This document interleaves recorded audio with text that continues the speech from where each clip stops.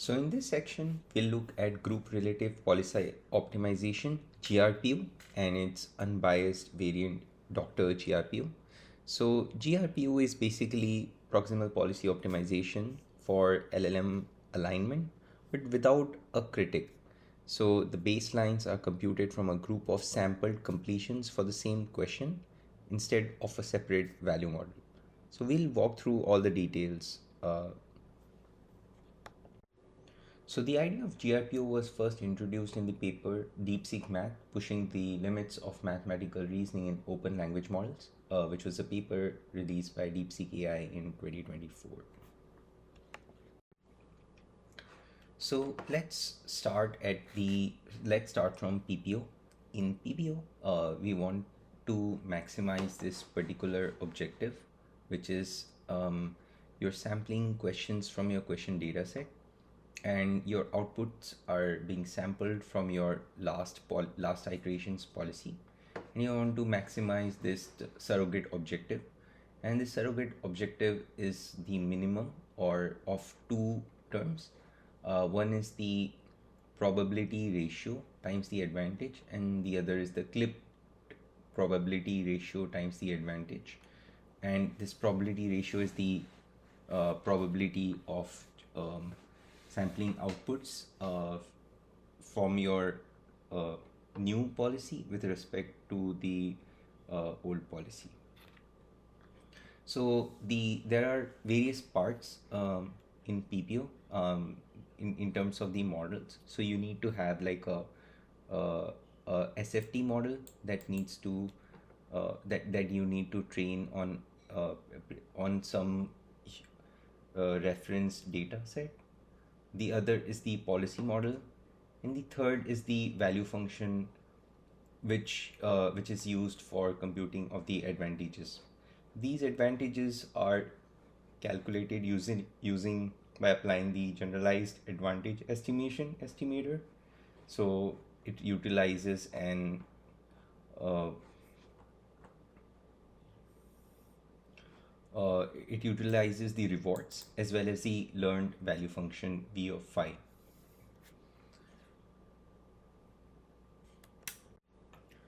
So the rewards are coming from two terms, like one of them, and they are the token level rewards. So the first one comes from your reward model, R of phi, which gives you the reward for generating the output up till the time step t. And usually it is the reward only comes at the end of the entire output generation. And the second reward comes from the KL term, the KL penalty, which is minus beta times log ratio of the probabilities with respect to new and the old policies. So the hard part about PPO is the substantial memory and computational burden, because you have like three models that need to be in memory. One being your reward model, your policy parameters, your reference policy parameters, and then your value function. Instead, to alleviate this, this paper proposes group relative policy optimization. So in the advantage, instead of using your value function as a baseline, uh, you actually sample various rewards from multiple outputs and use that to calculate your advantages baseline. So for GRPO, the equation is somewhat similar. However, instead of the KL divergence being a term inside the rewards, they separate it out. And then for the advantage, the computation is slightly different.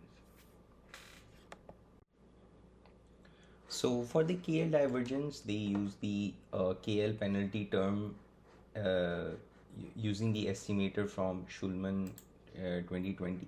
Um, and then for the uh, for the advantage estimation, it actually depends on what kind of supervision you're having, like what kind of rewards you're getting and how sparse are they, whether they are outcome based, that is you get a single reward at the end of the entire output, or you have process level supervision where you get rewards for at the end of each step, or each reasoning step. So let's look at the advantage calculation for the outcome supervision RL with GRPO. So for each question Q, you sample multiple outputs, G, capital G number of outputs, O1, O2, O2 till OG. And for each of them, use your reward model to get your rewards R1, R2, and so on till R of G. So to calculate the advantage, you use the um, for advantage estimator for ith output at Tth time step. You use the normalized reward as an estimator for this advantage. So the ith reward for the ith outcome is from that a difference is taken of the mean of all the rewards divided by the standard deviation of all the rewards collected from R1 to RG. And basically, if you see, the advantage across all time steps is the same. However, for process supervision RL with GRPO, it's slightly different. Here you get rewards for each of your at the end of each of your reasoning step, and not just at the end of your completion.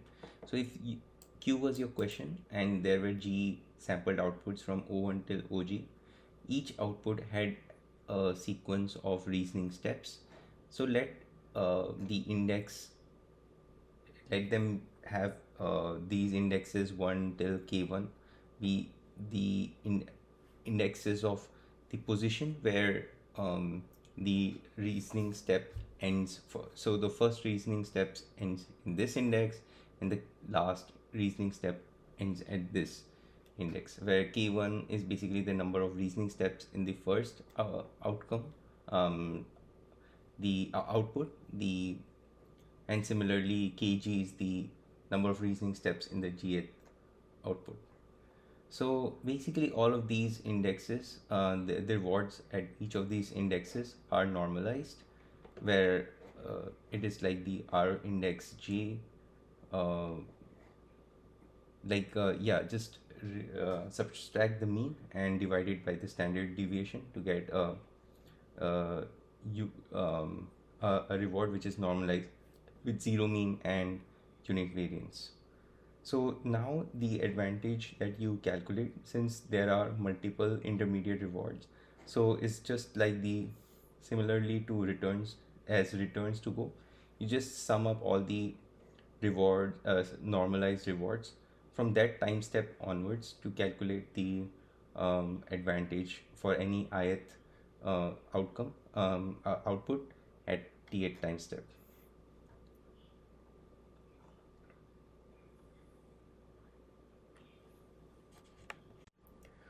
Finally, we'll glance over the Understanding R10 like training, a critical perspective paper, which introduces GRPO done right, or DRGRPO, which they show that is an unbiased estimate of your policy gradient algorithm, unlike GRPO, where two specific terms lead to bias.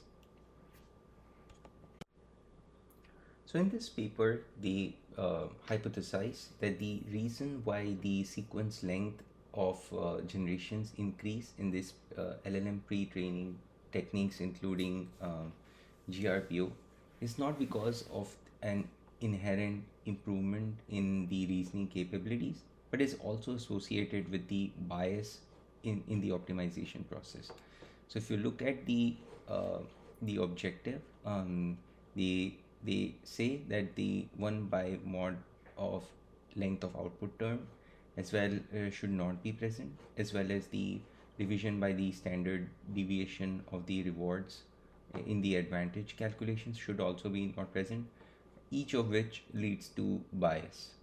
So for the division by mod of O of I, this causes a response level length bias, which is if the advantages are positive, it causes the greater gradient updates for shorter responses, and that would mean that for advantage is less than 0, it causes longer responses are penalized due to their larger mod of OI, causing the policy to prefer lengthier responses among incorrect ones, and similarly shorter or answers with more brevity for positive advantages.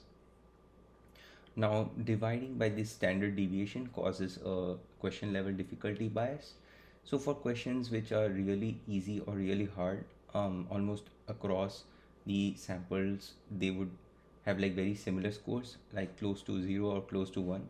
This would mean that the standard deviation for those would be really small, and dividing by small standard deviation gives them like unfavorable high weightage to those such questions, causing an asymmetry in across question difficulty levels in the training procedure.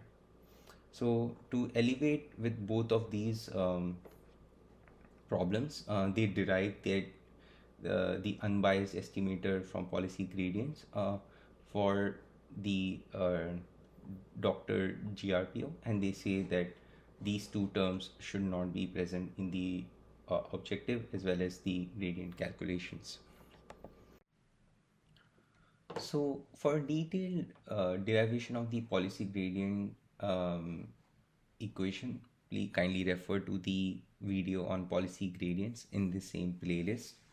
And the gradient of the objective is equal to like summation expectation of questions being sampled from your question distribution and the outputs being sampled from your policy. And there are two terms here. Summation for all of the time steps, these are the gradients. You want to maximize the um, derivative of log probability of the outputs given that question times the reward. So basically, you want to increase the likelihood of generating those samples which get high rewards, and we can always